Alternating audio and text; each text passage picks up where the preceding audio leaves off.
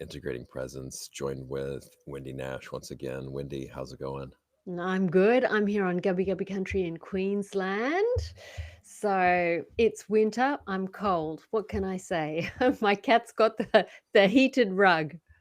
It's so wild. I haven't been to the southern hemisphere yet, and here in Denmark, it's such a nice. It almost seems it's summer, but it seems almost like a spring day so far. But this Nordic sun is it's no joke.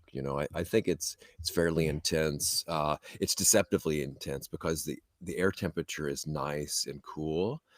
So then I think, oh, the sun's not as bright as it is, but it's early in the morning here, so it will get more intense. So this will be the perfect time to be out in like this today. And today we're talking about boundaries. So my No. my little thing is my little description here in this 33rd installment of the ongoing life series of Wendy Nash, inquiring into meditation practice on and off the cushion. We plan to delve into boundaries, especially as they relate to mindfulness, empathy, and personal/professional relationships. Wendy has mentioned previously that she often explores this theme in her work with clients and that it resonates strongly with many people. And I thought before we get into this, we could, I would just mention a couple like physical boundaries and things. And so that's not what we're going to be talking about today, but just kind of as a more solid reference point. I mean, the most immediate one is the one behind me. It's a hedgerow. You can't really see it without context, but our little garden here is fenced in by hedgerow. And this is a foreign thing. Like in America, it's very rare. There's fences usually. People make fences, either white picket fences or animal fences for fields. There's not a lot of hedgerows, but they're everywhere, like in Denmark, in England, and I would assume other places in Europe too. I haven't been to too many places, but this is like a noticeable physical boundary that divides one idea or group of land to another. And then in the States, we have we have country boundaries. Wendy, did you? Oh, you're still, everything's okay? I'm still here. Okay.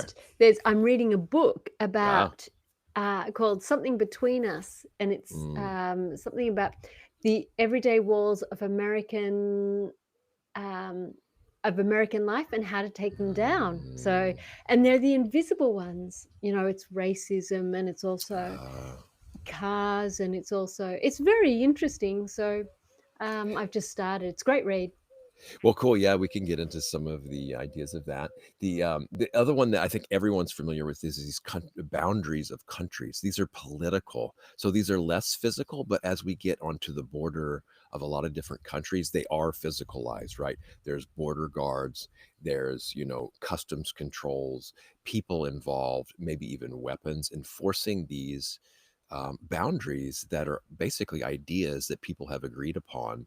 And it's so fascinating to know that you can just cross this walk in one step, and then all of a sudden, the language changes, the culture changes, the ideas, even the way people look and things like this. And how bizarre I think that is to me to know that it's not, I guess, applicable as it is in uh, Australia, I guess, because everybody's. I mean, it's an island, right? But then within the states, we have these things called states, and they're not as enforced boundaries, but there's a noticeable difference going from one state to another. There's a lot of similarities, but there's also noticeable differences, and then less. Um, defined boundaries. There's counties within the states, and some people really notice a huge difference. I mean, you watch old American movies. Oh, I made it past the county line. Now the cop can't get me, or something like this. But we were just walking one to the other, and would have never even known having there not been a sign there. So we get really noticeable boundaries, and we have these really slight boundaries, even in the physical world. So they can go from very subtle to very defined and reinforced.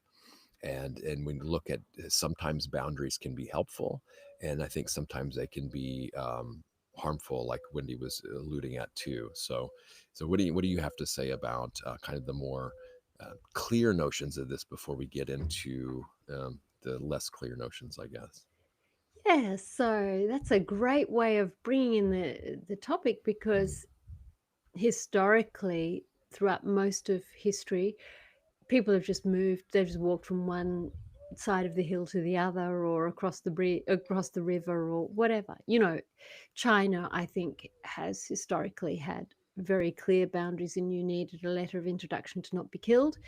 And I know in Aboriginal countries, you don't cross into other people's countries, because there were, I don't know, 300 different countries before white people took it over. And you on pain of death, like, you didn't sneak there. You had to do it by through correct protocol. By You arrived at the sort of edge of your country, then you started a fire that would attract people to come and investigate and inquire, and then you sought permission, and where is the food, and all these sorts of things. And it was very, very strict protocols. And then, as you were saying that, I have a lot to do with transport. So, because of my community group, so I've also learned about urban planning and different transport modes, and things like redlining, which is a political boundary, and how, or it's a, I guess it's the enactment of a political ideology, which is very clear. And although it physically doesn't exist, it still emotionally exists in the US. We don't have that here so much. There are towns. It's complicated because they're in remote areas. Um, but the other thing is that when you have a transport mode, then actually and as you were talking about old movies, we went up to the county, but it's often dependent on how far the transport mode can travel, how easy it is. So, for instance, what the research has found is that people will commute 60 minutes to work, and that'll be fine. Once it gets to 90 minutes to work, they get really jack of it, and they chuck in the job or they chuck in the home. One of them kind of has to go, because the physical boundary, the wear and tear on the body and the mind and the family, are actually, there's a lot of, people get really grumpy on the roads because they're tired. There's congestion. People are aggressive on the roads. So there's a boundary, by a time boundary in that instance, that is based on infrastructure. So when we had smaller villages, people walked an hour to their workplace, no more. That is, they'd worked off site, or whatever. And then there were horses, so people worked a little bit further away. And then there were trams, and so people worked a little bit further away. And now there are cars, and so people do these huge distances, but the journey time is the same. I think that's really interesting about this idea of boundary. And as for national boundaries, that only started, I believe, during the First World War with soldiers. That's when that began. Before that, people just hop skedaddled everywhere. So there you are. That's boundaries from that perspective. Huh, I didn't really know that. I guess what you mean by the World War One is then it became more enforced and noticeable where these boundaries were. I mean, I guess people could just, I don't even know, get on a ship and just go wherever you want, whenever you wanted. And then they didn't really say, well, this I, part of this land belongs to this country. Yeah, I don't even know how, I, but I think so. People did have different countries. There's no sure, two ways about that. sure. But the passport, which said I am of this nationality, so Mhm. that's where I was incorrect. That Ah, physical paper the boundary, document. Yeah, which created a kind of an idea of, yeah, that really became implemented, and that I see. started with soldiers in the First World War. But yes, of course, you have these stories about places like Iran and Iraq, which were divided up according to the riches that the oil Exactly. barons wanted. Sure. And so they divided it up, and they've been fighting. Afghanistan's been fighting ever since, the sort of plunder of country of And of the goods of those countries. And then Mm. we have something like the end of World War II, where Israel was not there before in the same way. It's completely created, and it's a huge political football and hot button that we don't want to get in. At least I don't want to get into right now. But and then we have this notion of digital boundaries too. I guess like it really has erased in a way a lot of our communication protocols with the internet. Like in some ways, but in other ways, there's been other challenges, of course. But like Wendy and I are talking. I'm an American in Denmark, and Wendy's in Australia, and it's just like we're right in front of each other virtually. You know what I mean? If we align the time right, it's not too disruptive. And we're able to do this where it's not usually I could just fly to Australia or Wendy could fly to Europe, every month to do this face to face.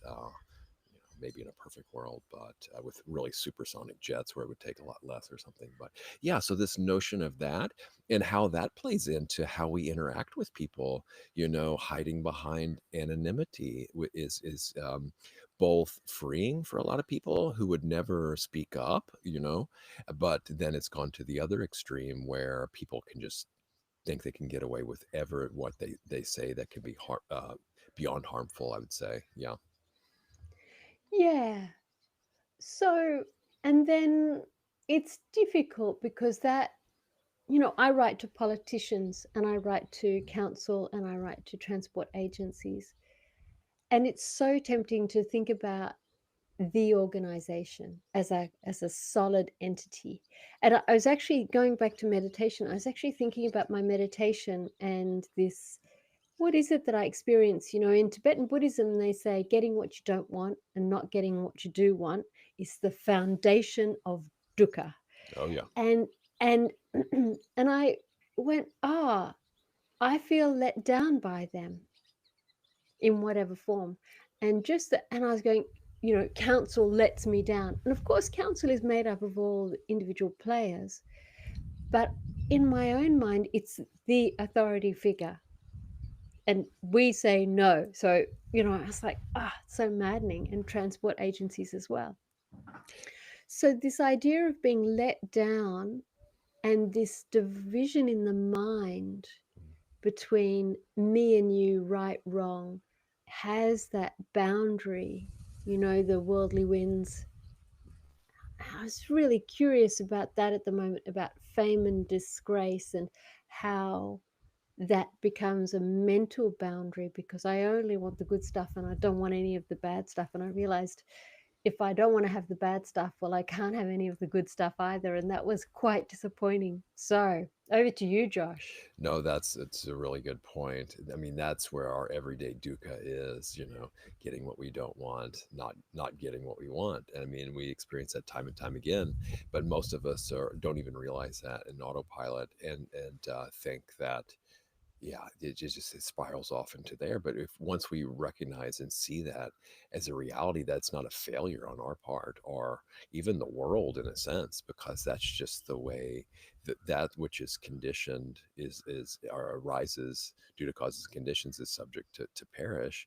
And it's impossible to get everything we want all the time and not get what we don't want all the time. Even when we put so much effort into setting up the right conditions, yeah, it helps, and we should still do that. But it's an impossibility because in the long term, we're not going to be able to maintain those conditions the way we want to get what we want and not get what we don't want. And this notion, Wendy talked about these groups and how kind of maddening it is. It's the same way with like a corporation, because the people so a corporation corpse is like a dead thing. So it's almost like this dead entity is given personhood and a kind of pseudo life, I guess, in the minds and hearts of people, but also in law and however all that works. So it's just weird, vague, quasi whatever thing. And then the people on these councils and groups too, they can use that to their advantage, which is both good and bad, I guess. If you try to address, one or more individually on an individualistic level, then they can either take that on if they want, but they can also say, oh no, that doesn't really apply because we're a council as a whole, so they can bounce back and forth to however they want for their advantage and their agenda. But if a singular person is coming, or an individual is coming along, you know, that dynamic needs to be flown and worked with too, I feel, to interact, because they can so easily, put it on someone else within the group, or as the group as a whole, or go into their values and their agenda, but also pull back, how their personal agendas and ideas either clash or align with the groups, and then whoever from the outside is seeking interface, I guess. But yeah, it's a strange dynamic here. So in that, yeah, yeah. And All right. Yeah. mhm. So just coming back to meditation, Mhm. what I was thinking about is so I kind of got this insight. So, when you get really frazzled, let me think about it. It's about boundaries, Mhm. and you receive something which is somebody really irritates you in some quality. And there's a shadow side to you Mhm. which is not owned here. Mhm. And so, because it's not owned, we can't actually form a boundary of ourselves. There is no self that is. Now, I'm not talking about it from a, anatta kind of Mhm. Mhm. Mhm. perspective. I'm talking about the sense of self that is here that we need to have in order to have healthy boundaries with ourselves and others. But because we have this shadow which is unformed, we merge with the other side and then we get irritated for them, for their bad behavior, when it's our shadow which is exactly the same. Because when we feel, when we have good boundaries, when we have a good sense of self, firm boundaries are no problem. So I'm working with a friend of mine, and it's a very interesting technique. So she comes, we do it sort of 4 days a week. She comes, she tells me a problem for 5-10 minutes, and then I do a guided meditation about that. So she starts to gain a sense of self and recognize that. So it's very guided, tailored to the problem she's got. And then we debrief and we finish at half an hour. And that process has allowed her to develop some skills and kind of come up with her own boundaries and a sense of self. And she says, it's so hard to, with the kids, to say no because I feel so mean. But I realize by not saying no to the boys that I'm going to make their lives worse. So it's even meaner. And it was such a revelation for her through this meditation practice to gain a sense of self that this allowed her to have very clear boundaries. So before she would have been quite ambiguous because the shadow self would have been underformulated and over merged with the other person. And, we want to say, you're separate from me, but we're merged because of our shadow self. I hope that makes sense. Mhm.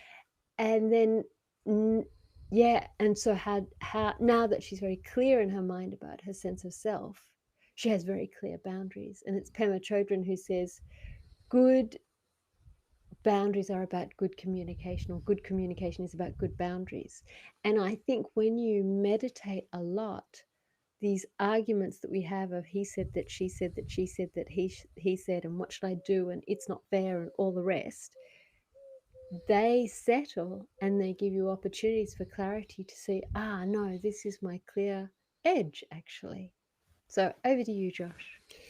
It, there was one thing that I wanted to pick up on there, but I see this notion of shadow too. I think another dynamic I look at this is when someone, this comes from another teacher, that when something annoys me and I feel irritated a little bit, um, and I didn't see the connection at all. I had to sit with it, and not all the time, but sometimes it shows that I feel not appreciated, you know so it doesn't seem immediately apparent, but sometimes it seems to be the case. When I feel irritated, it feels like I'm not getting a sense of appreciation.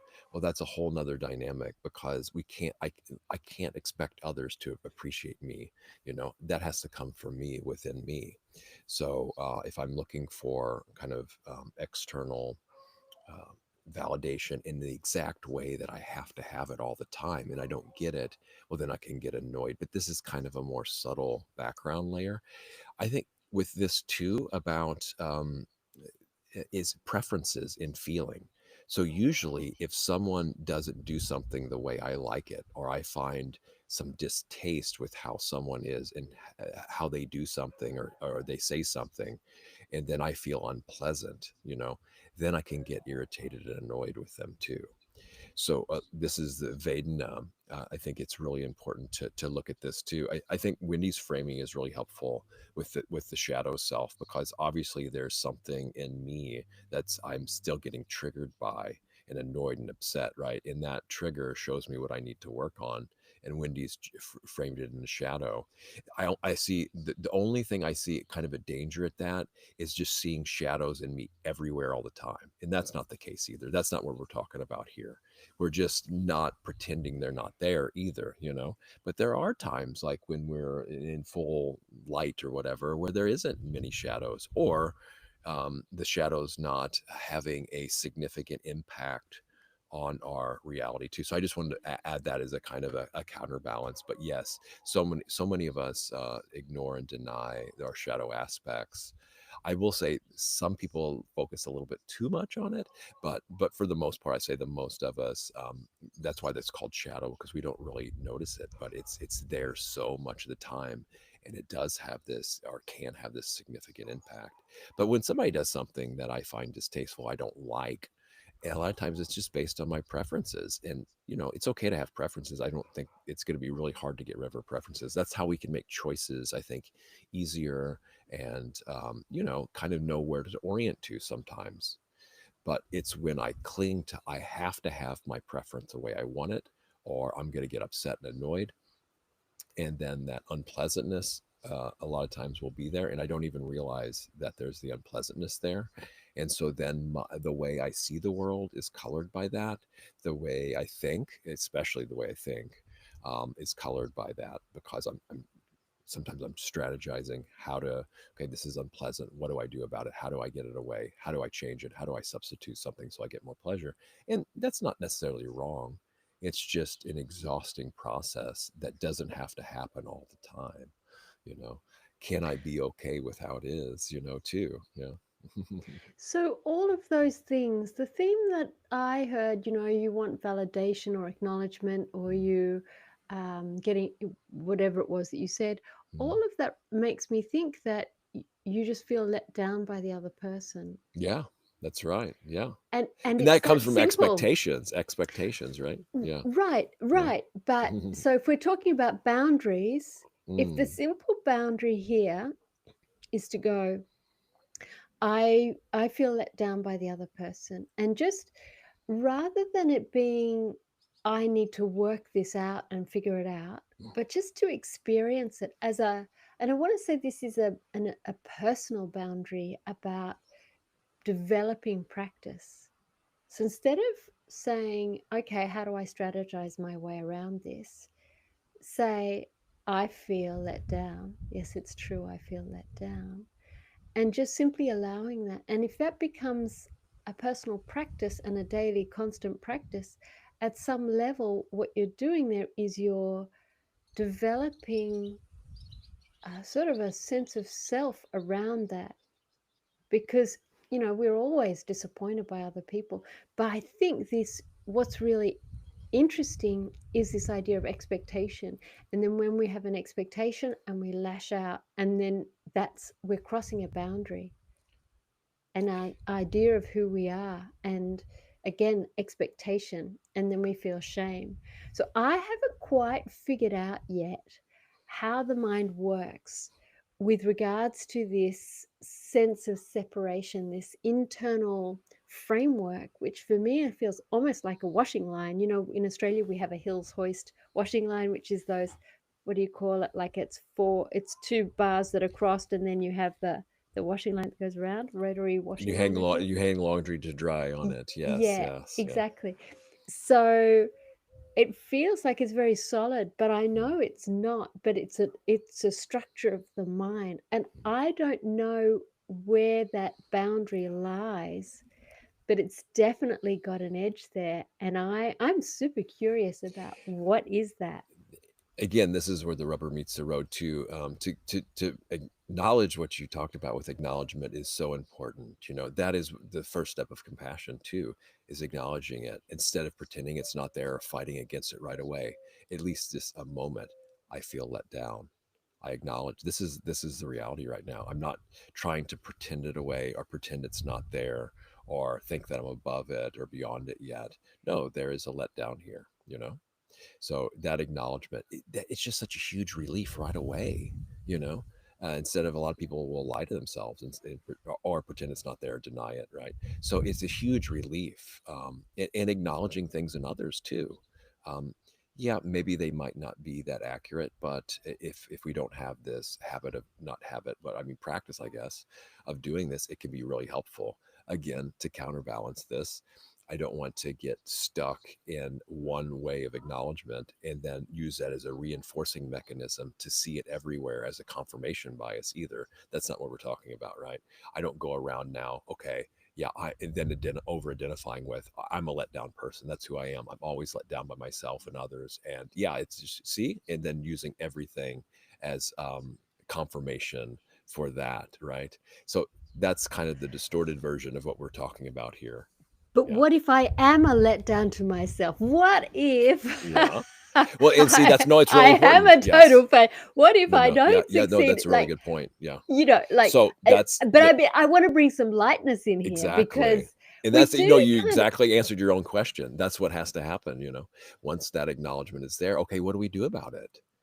yeah. Because if we just keep feeding the same thing, it's just going to keep strengthening and forcing same thing. So with the Brahma Viharas, for that one let down, what about when we're not let down? The exact opposite. What about when I am overjoyed by doing something for someone or someone doing something for me? Or even just saying kind words and uplifting words to someone, or some words that someone has, and that are not let down, that are the opposite of let down, that I am have been uplifted or uplifting. And it has to be authentic, though. We can't just pretend. And sometimes, and then that acknowledgement again. Okay, that's just not resonating for me right now. I can see the benefit of that in the future, but right now that's inauthentic, and that right there is uplifting.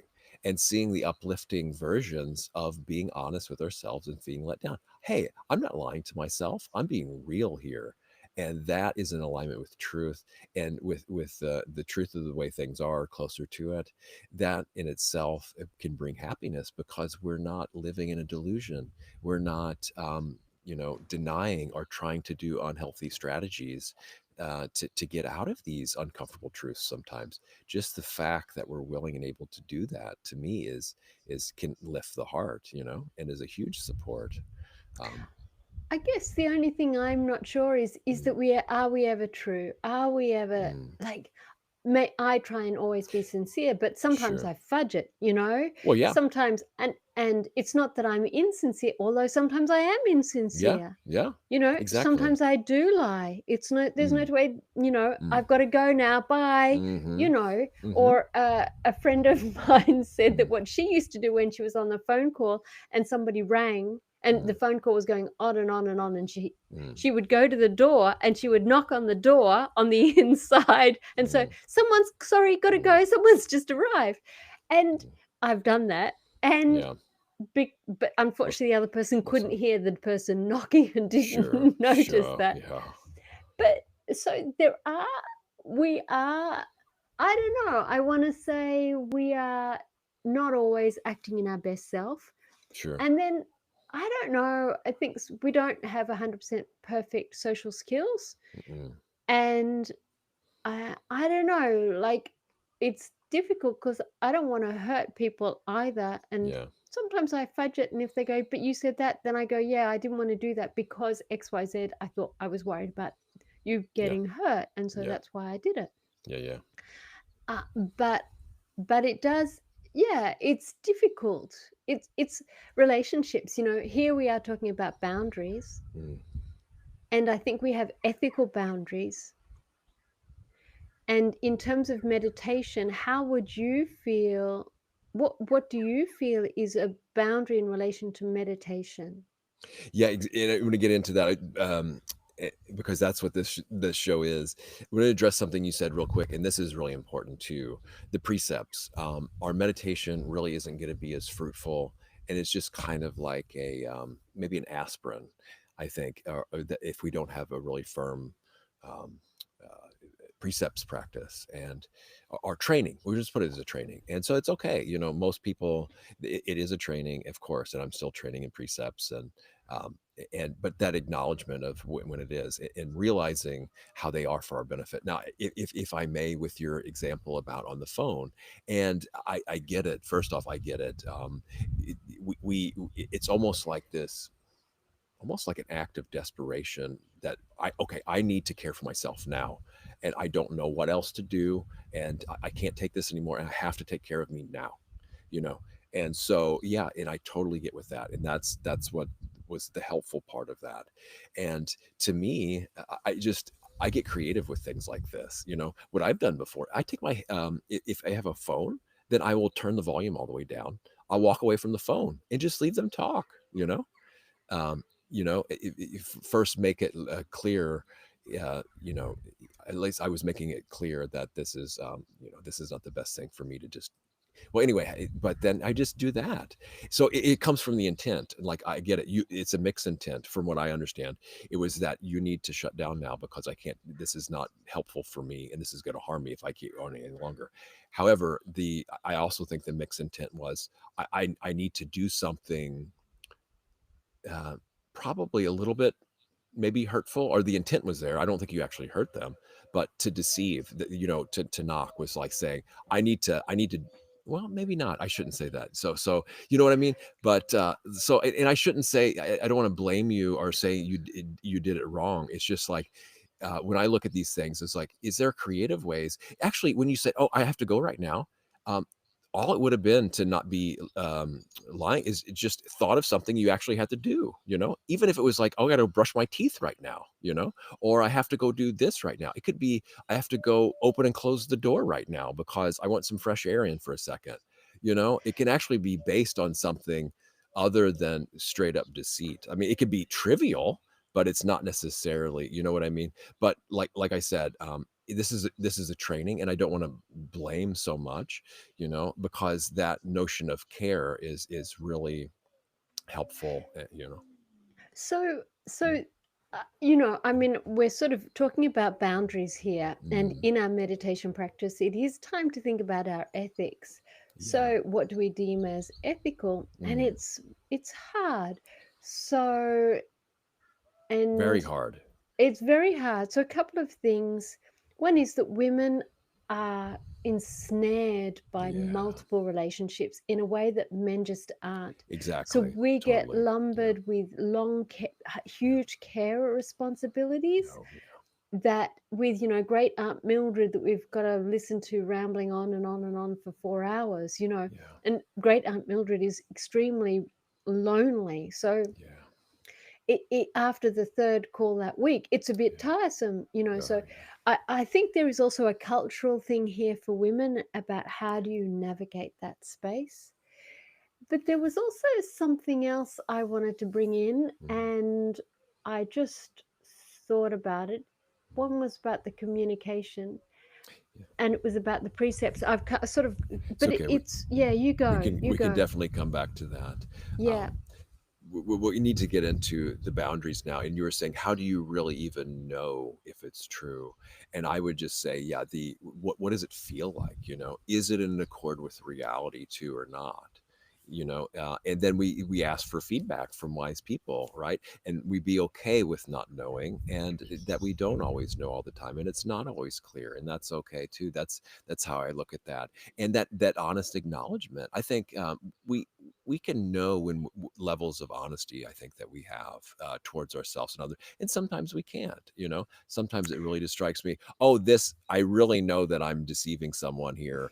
Oh, I did. Oh, that, or realize later, oh, I wasn't completely 100% truthful with what I said there. Now I'm realizing it, but it's later that I realize that. Yeah. Well, it's interesting because I have a friend and she says, "Oh, it's like being honest is is sort of new Yeah, for a lot of because people, that's right. she's yeah, it's a new experience for her. Yeah. So I think that it's not what people really appreciate me is my sincerity. There's no two Mm, ways about it. mm, Um, yeah, so I think it's not always, it's really, I think communication, boundary setting mm, in our current society, in any society, is really, really difficult. And yeah, so some people will create boundaries, and we're talking about meditation here, but mm, you know, what if you, in your insight, in your meditation practice, you realize that you have been lying? There was a book called Mindful Recovery 20 years ago. I don't know if you know about it. mm. And it was, and it talked about when you become, when you get over your alcohol or drug addiction, one of the things, and you might have to start look at places where you are not honest, and it's really hard to lie to yourself. It's really easy to lie to yourself. Yeah. A lot of people lie to themselves, and I think that's usually the part that is the hardest lie, you know. But in this book, Mindful Recovery, what it was saying was, if you require to lie for your job, if you are a sales rep, you might have to give up your job, your income. And I think that in the Dharma, when you're practicing meditation, I think that people do lose their marriages, they lose their careers, they end friendships because they are actually standing up for themselves and they are creating stronger boundaries. But there's a loss there.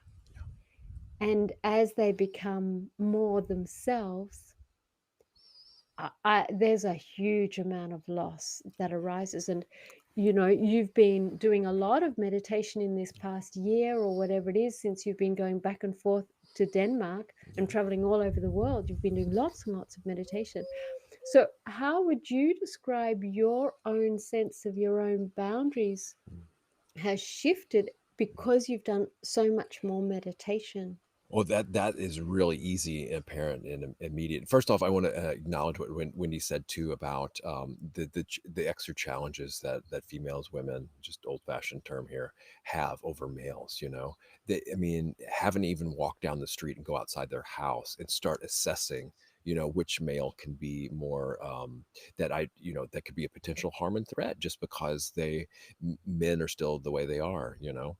And yes, of course, this is the way the species survives, I guess, to get a little risque here by, seeking out mating opportunities. But it has gone over to the extreme a lot of times too, where so there's just a lot of men are pigs, and I've been there too. And it's just, and it's not all to blame on them. The culture, and this is another, the culture of dishonesty, a culture of lying. Look at American sitcoms when I was young. It's it was hip and fashionable. I don't know if it still is because I haven't got into pop culture in a long time, really. To pretend you're foolish, to pretend you're an idiot, and that's how you're cunning and you're going to get ahead in the world if you pretend to be a useful idiot or yeah, a buffoon, or you lie to get ahead, you deceive and take advantage of people whenever you can. That's how you get ahead in this world. That's how you succeed, and that's how you get everything you want. So it's everything is kind of stacked against us in that. Now, Wendy asked about this notion of, so I was always confused by this because this is one thing that I felt of all the other precepts that yeah, this is one that I felt I was fairly good at because I just didn't see the point of it.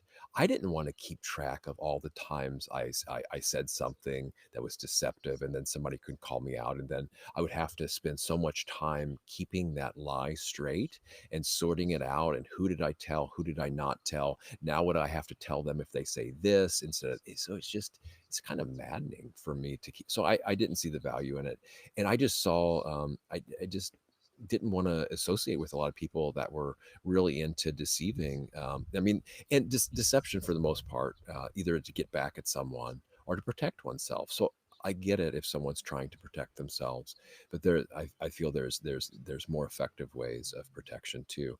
So with this. my early meditation experience, and then I was no stranger to loss. I had like my first real relationship, and it was so painful to lose that. And I stayed in loss in order so I wouldn't have to experience the pain of loss again. So I stayed in that for years because that loss was so painful. I never wanted to go through such a loss like that again, which was kind of backwards in a way. So this is one of the reflections that the Buddha wants us to reflect on, every day is loss, that everything we hold dear is going to be separated from us, either by estrangement or death. There's no way around that. That is an inevitable truth. And, instead of pretending that's not like it is, denying it, covering it up, trying to cope with it in other ways, actually reflecting on that for a minute, it brings a sense of happiness because, yeah, I'm facing that truth. I'm okay with it. And then my heart is conditioned more for that inevitability. So when that loss comes, I'm not as affected in so much unhelpful grief over it, or the grieving process goes quicker, you know? So that is real it's been really helpful for me. So I was no stranger to loss when I first started. And then actually there are some losses that are beneficial. Like, I didn't realize, some of the company I was keeping before I started going inward and practicing meditation.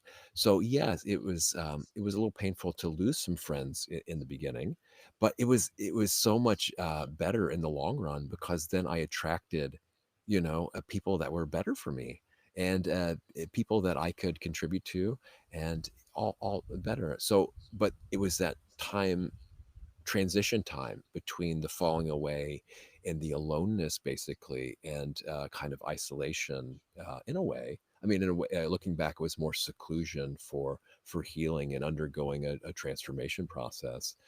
And sometimes we just need that alone time and that sense of loneliness. I think it doesn't have to be judged. It can actually be very helpful. So in that way, it just took time and care, and then it attracted new friends and new experiences and new opportunities.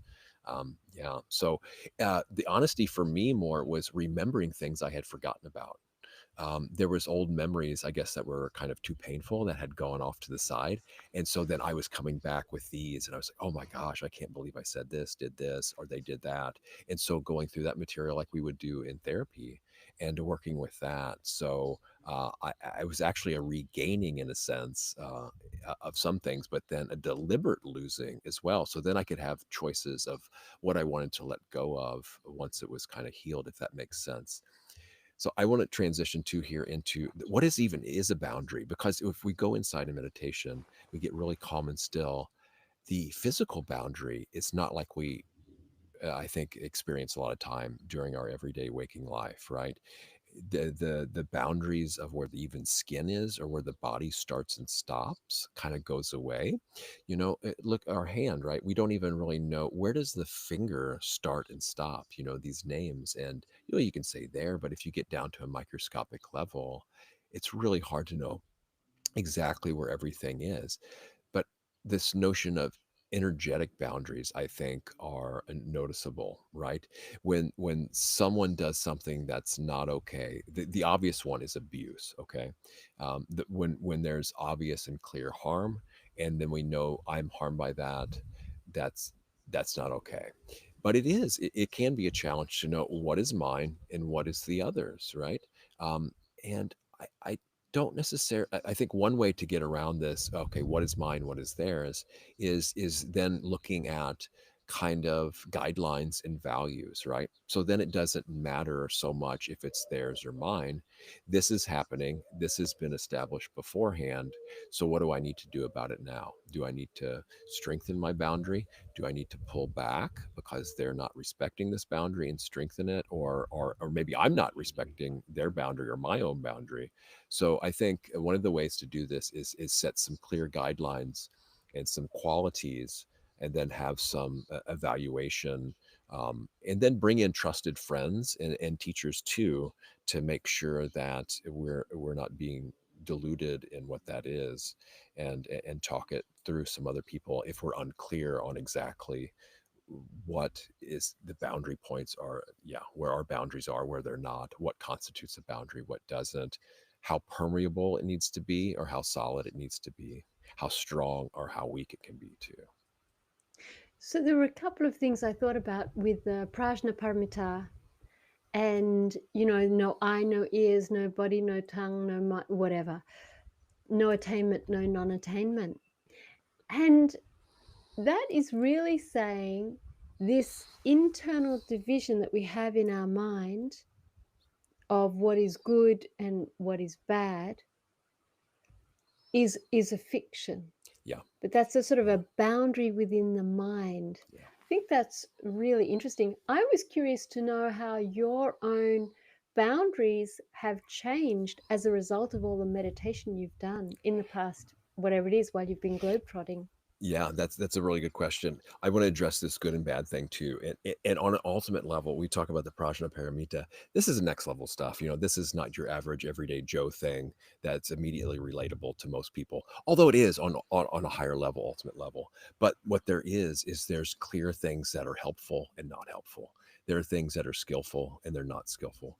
There is wisdom and there is foolishness.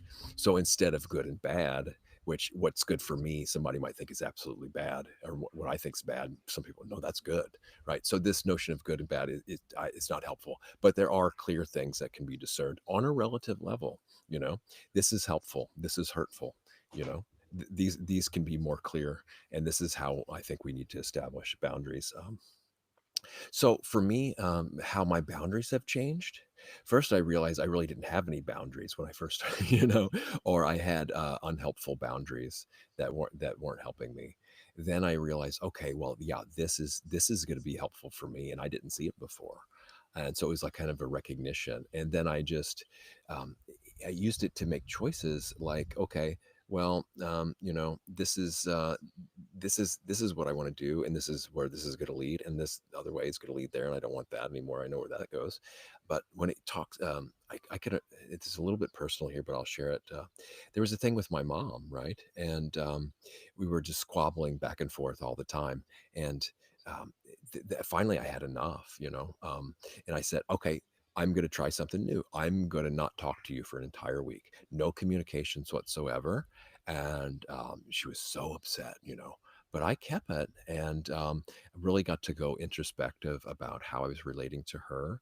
And I saw all the other, a lot of the things I was doing that I was responsible for that wasn't helpful for either of us, too. So that space and that distance, was so helpful. And then I think our relationship changed quite a bit after that.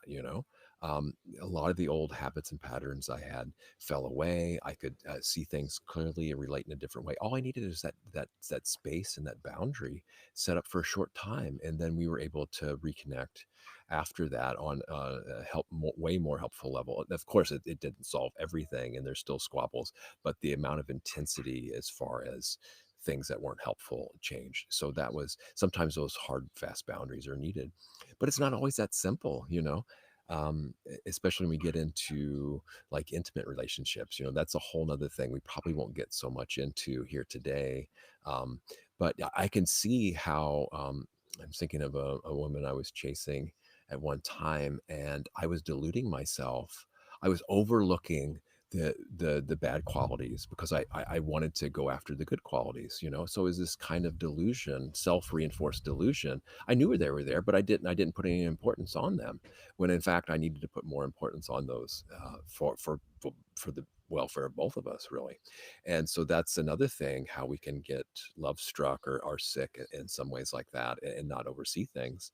Um, actually, my boundaries, though, have, while they were reinforced for a short time and I needed stronger boundaries, I think overall they have become more permeable. You know what I mean?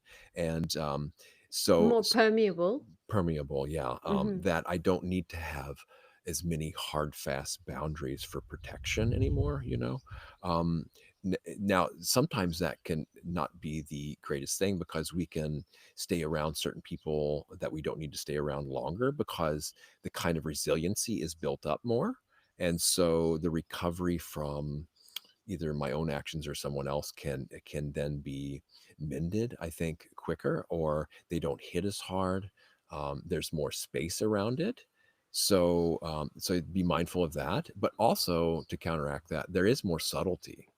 So the amount of subtlety that can be potentially picked up on, where what was not a big deal before is now way more noticeable because the mind and the heart is now open to more, and so it can detect and pick up on subtler and subtler things that wouldn't have had an impact before.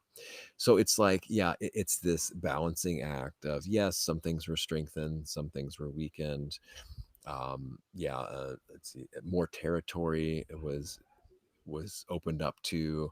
So then, yeah, where do we put the boundaries when we don't know where to put the boundaries? So yeah, it's I wish I could have a little bit more concrete examples here, but Well, they have well, changed in flows. Yeah.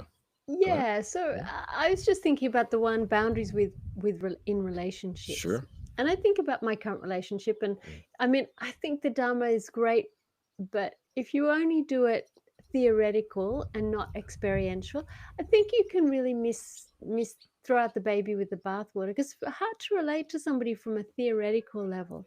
It sort of does matter when it's personal. And when we first met, um, he was a bit, and in fact, it's still, for the last, until about 6 months ago or something like that. And I finally said, yeah, sometimes you speak to me in a really unpleasant way. And I sort of had this inquiry. And we are actually very, very fortunate because we wake up, have a cup of tea, and then we meditate for half an hour, and then we talk about the meditation practice. And it really gives us an opportunity to just incrementally share where we're up to. But it also means that when things that aren't working in the relationship, because they sometimes, that's the nature of being in a relationship, I did this so that I would be a bit uncomfortable on a regular basis, then it does give an opportunity to air that and speak about the problems in that way. And so I did say, you actually speak a bit unkindly to me sometimes, and actually I'm pushing back on that now. I don't want to hear it. Like, we're very solid together now, but I don't want to be spoken to in that way. And it's very interesting how that's really calmed down. It's been really, really helpful. And then he talks about at work, what he did is he was being bullied in his workplace, and then his the structure changed, and the boss who was bullying him moved up, and somebody in came beneath, and there'd been a bit of a change. And so my partner was really confused and going, well, I'm still being bullied by this guy. And so what he did is he checked in. He said, why did you do that? And the guy said, I didn't. But because my partner was so used to he was in a trance about being bullied, a bit like you being in a trance with that woman you're really hot for, that he actually crossed a boundary, but in a way created a boundary, and then it actually it actually formed some safety in the relationship for him. He said, no, I'm going to stand up for this. And he said, well, get over yourself, because I don't know what you're on about. So I think that's a really interesting way of working in relationships. And it's not easy, it's really hard, and we don't have good This is protocols.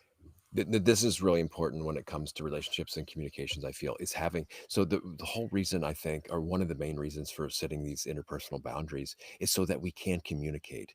Because if we don't have like clear boundaries set up, or let's just say, if we do, when we do have clear boundaries set up, then I'm more likely to say things that I normally wouldn't say, and say things in a helpful way.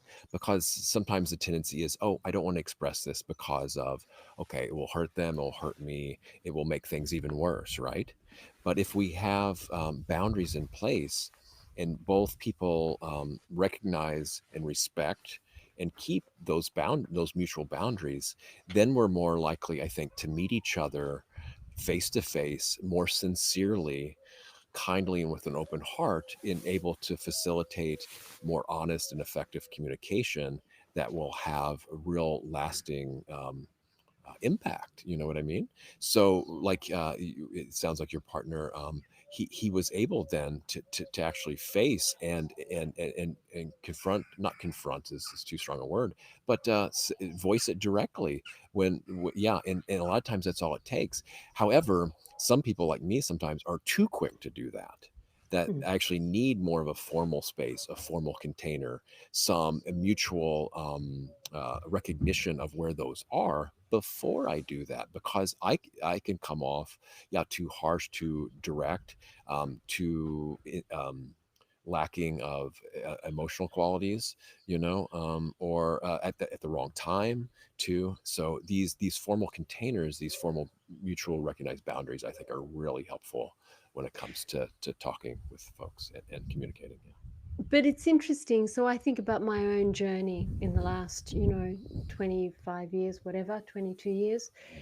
And there is one relationship where I put up more and more boundaries because that other way that other person spoke to me was unhelpful. What I realize now is actually that person has an identity, an idea of themselves as being a good listener. So when I raised and a good communicator, so when I said, "Oh, this is a problem in our relationship," that person was just took it on board as being criticism, and actually just didn't know how to took exception to everything I said. Well, here's a communication issue between us. And what was so interesting for me in this journey is having now put up clear boundaries and put up more and more clear boundaries, I stopped contact with that person and I said, I'm not going to have contact with you. I need to take a break. And it's been several years now. And I must say, my mental health is 100 times better. But if I had a choice, would I want to not have contact with that person? If I had any choice about that for my mental health, then I would do everything I could to be in that relationship. But I don't have a capacity emotionally to be in that relationship because that person says things that I find very hurtful. Somebody else might do it and they go, well, that's not hurtful. But for Exactly. me, that's very hurtful. And these levels of sensitivity, these levels of who we are they're super important too. And yeah, like you were just demonstrating, sometimes the most kind and compassionate thing we can do is set up those strong boundaries, right, and reinforce them, because it's better for, it sounds like it's better for you, which in the long run is going to be better for them too. But Yeah. but it was interesting. It was when I sat down and I'm going, what am I not seeing about this relationship? What am I not seeing about this? And it said, you're traumatized. So I went, oh, and I stopped my meditation. And I think this is where meditation comes into play and Yes. boundaries is that I just went, okay. And then I sent the text. And normally I try and vet. And something that you can do in terms of boundaries is email people when you know they're not going to reply so they can have time to think. But in this instance, that other person would just let fly and say all sorts of mean things and yeah, and so that's why. So it's very painful actually these relationships. Hey Josh, we're at time. We are at time. Yeah, the this is, again, this is a challenge for me too, that I do really well if the boundaries are there and there's a formal thing, but it can come off too rigid a lot of times too and not as natural. But sometimes it's needed, sometimes it's not. So it's the discernment, what Wendy was talking about. She exercised discernment depending on the situation. And yeah, this is a fascinating thing. And we didn't really get too much into how the direct meditation practice helps. But what we can say though is it opens up us to notice a lot of these things too, and to withdraw and give us space to see all these things and to better deal with them, especially internally. All right, well, this has been great and fascinating. I don't know if we want to pick this up for a part two, or we'll move on to even fertile ground. We'll see. But I guess until next time, may you all um, have the most beneficial and optimal boundaries for yourself and for others and for all beings everywhere. Absolutely, 100%. Yes. Well, Great. ideally. All Yeah. right. Thanks, Josh. Bye, Thanks, everyone. everybody. Thank Bye. you, Wendy. Bye.